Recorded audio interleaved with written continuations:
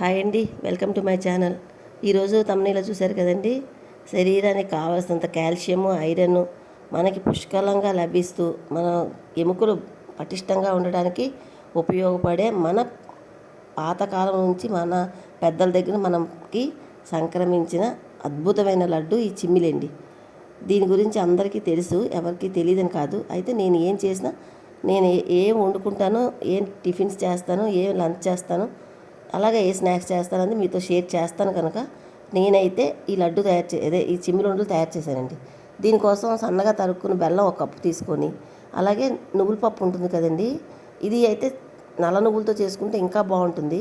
కానీ మనకి అందుబాటులో ఉన్నవి ఇవే కనుక ఇది శుభ్రంగా ఇసుకది లేకుండా కడిగేసి శుభ్రం ఎండబెట్టుకోవాలండి. ఫస్ట్ ఎండబెట్టేయాలి, బాగా ఎండబెట్టాలి. అలా ఎండబెట్టిన తర్వాత ఒక కప్పు బెల్లానికి కప్పున్నర నువ్వుల పప్పు తీసుకోవాలండి. నువ్వుల పప్పు తీసుకొని మనకి రోట్లో రుబ్బుకుంటే చాలా బాగుంటుంది. ఇప్పుడు ఉన్న ఈ అపార్ట్మెంట్ కల్చర్కి రోకళ్ళు అవైలబుల్గా అవ్వదు కనుక నేను మిక్సీలోనే వేశాను. మిక్సీలో రుబ్బుకునేటప్పుడు కూడా ఎక్కువ మెత్తగా పౌడర్ చేసేయకండి. కోర్సుగా పప్పు నలిగిన తర్వాత ఒక రెండు ట్రిప్పులు తిప్పితే పప్పు నలిగిపోద్ది. అప్పుడు బెల్లం సగం వేసుకోండి. పప్పు అంతా ఒకసారి వేయకుండా సగం పప్పు సగం బెల్లం వేసుకుంటే అలా వస్తుందన్నమాట. మీకు ఉండ ఇలా కట్టుకొని చూస్తే దాంట్లోంచి వచ్చిన ఆయిల్ మీకు బాగా ఆయిల్ తేలి చుట్టేటప్పుడు ఆయిల్ తేలి కట్టుకోవడం బాగా వస్తుందన్నమాట. అలాగే మిగతా పప్పును కూడా గ్రైండ్ చేసుకొని ఆ మిగిలిన బెల్లం వేసుకొని మొత్తం తీసుకోవాలి. ఒకటేనండి, కప్పున్నర పప్పుకి కప్పు బెల్లం తీసుకుంటే సరిపోద్ది.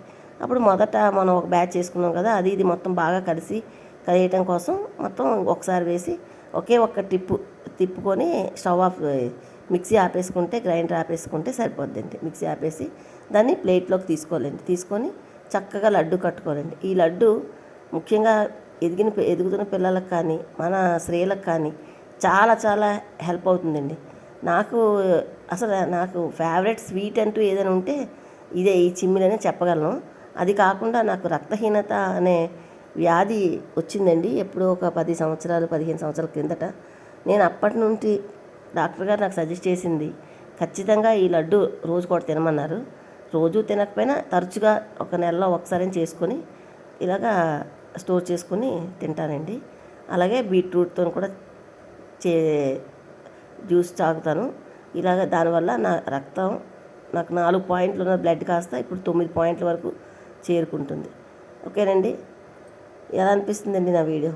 ఈ లడ్డూలు మీలో ఎంతమందికి ఇష్టమండి? నాకైతే చాలా చాలా ఫేవరెట్ అండి ఈ లడ్డు, ఈ చిమ్మిలుండలు అంటే. ఒక్కొక్కరు ఒక్కొక్క తీరులో చేస్తారు. నేను చేసే తీరు ఇది.